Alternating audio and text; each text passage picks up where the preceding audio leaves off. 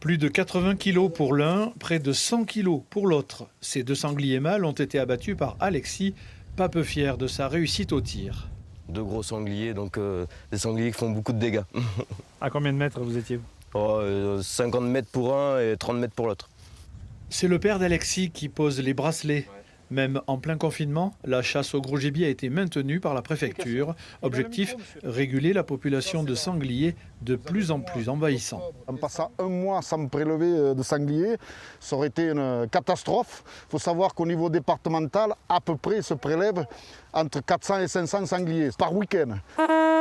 L'appel au maintien des battus est une demande pressante du monde agricole. Il suffit, pour comprendre, de constater les dégâts. Ça, c'est du maïs qui est tout perdu, que l'ensileuse ne ramassera pas. Même la batteuse pour ramasser en épis ou en grains ne ramassera pas. Ça restera toujours sur la terre. Ils viennent à côté des silos. On a des stocks de maïs en boudin plastique. Il n'est pas rare d'avoir des traces comme quoi ils sont venus à côté manger les restes. Pour les sociétés de chasse, il s'agit d'un vrai service rendu aux agriculteurs. Un peu une obligation aussi.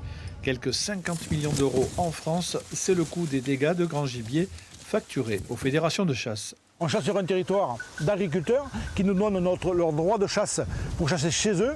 Donc on a en contrepartie leur rendre la chasse et essayer de préserver leur culture au mieux. Pendant le confinement, à l'affût ou à l'approche, il est également possible de chasser seul sur ces terres, le gros gibier uniquement après déclaration auprès des autorités compétentes.